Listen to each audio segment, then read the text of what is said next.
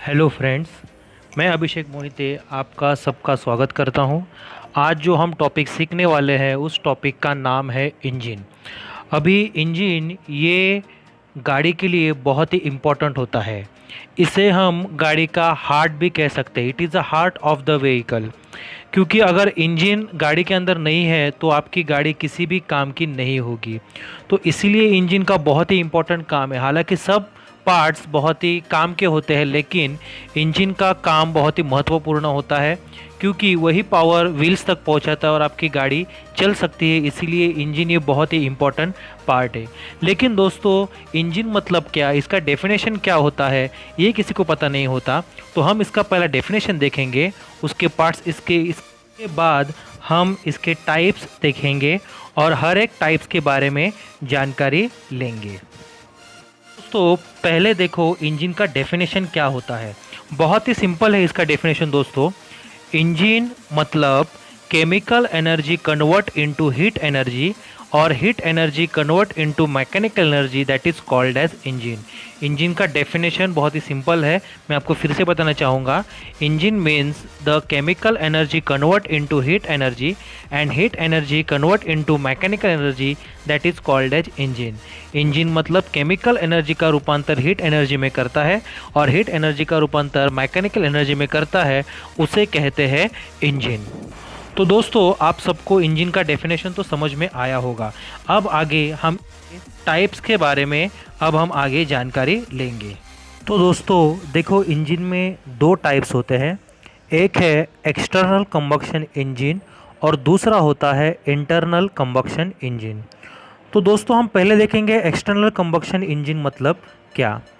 External combustion engine मतलब जिस engine में फ्यूल का ज्वलन सिलेंडर बोर में कंबक्शन चैम्बर में नहीं होता, उसका ज्वलन इंजन के बाहर होता है और उससे जो पावर बनती है वो पावर पाइपलाइन के माध्यम से पिस्टन पर लाकर छोड़ते हैं और पिस्टन कार्य करता है। उस इंजन को कहते हैं एक्सटर्नल कंबक्शन इंजन।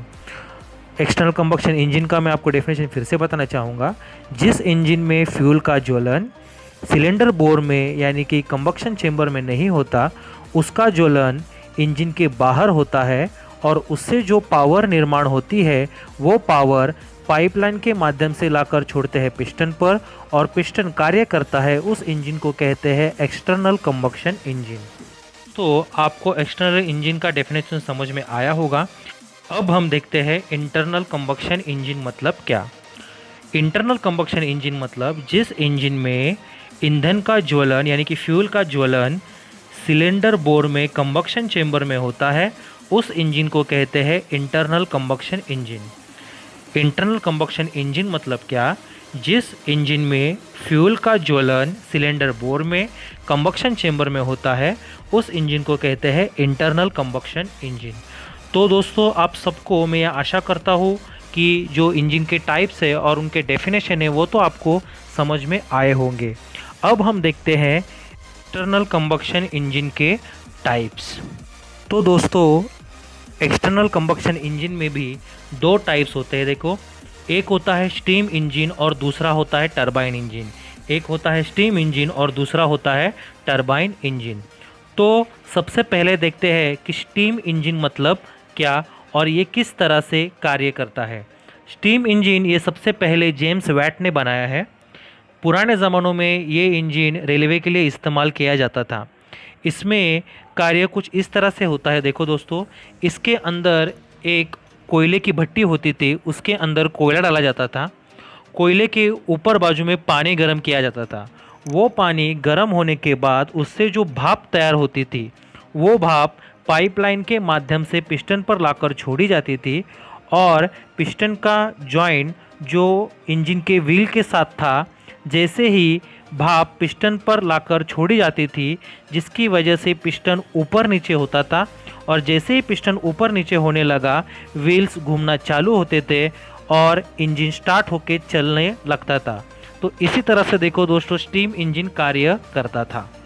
दोस्तों, ये जो स्टीम इंजन है ये पुरानी फिल्म शोले और गदर में आप सबने देखा होगा और उसका वर्किंग भी उसमें आपने सबने देखा होगा। उसके बाद देखते हैं दोस्तों टरबाइन इंजन। अभी ये जो टरबाइन इंजन है ये पूरी तरह से अलग इंजन होता है। दुनिया का सबसे फास्टेस्ट इंजन टरबाइन इंजन होता है।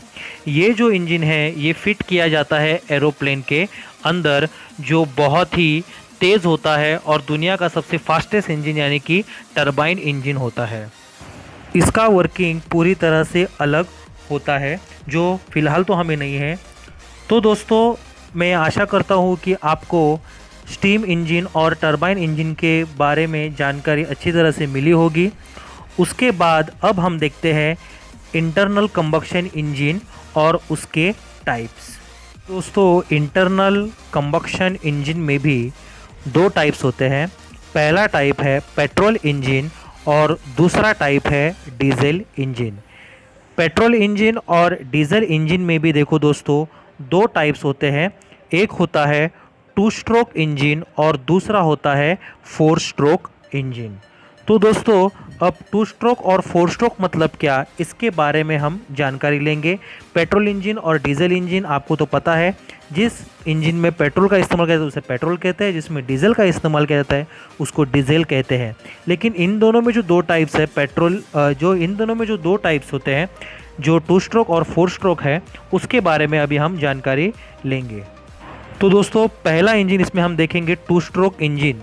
तो दोस्तों, 2 स्ट्रोक इंजन मतलब क्या? 2 स्ट्रोक इंजन का डेफिनेशन ये है, क्रैंकशाफ्ट के या फ्लाईव्हील के एक फेरे में एक पावर स्ट्रोक मिलता है, उसे कहते हैं 2 स्ट्रोक इंजन।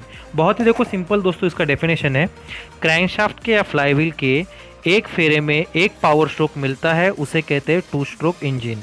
इसमें दूसरा भी एक डेफिनेशन है, क्रैंकशाफ्ट के या फ्लाईव्हील के एक फेरे में 360 डिग्री में पिस्टन की 4 क्रिया होती है, सक्शन, कॉम्प्रेशन, पावर और एग्जॉस्ट, उसे कहते हैं 2 स्ट्रोक इंजन। तो दोस्तों, ये दोनों डेफिनेशन 2 स्ट्रोक इंजन के लिए होते हैं। आप कोई भी इनमें से पढ़ सकते हो, लर्न कर सकते हो। उसके बाद है दोस्तों देखो 4 स्ट्रोक इंजन। तो दोस्तों, 4 स्ट्रोक इंजन मतलब क्या?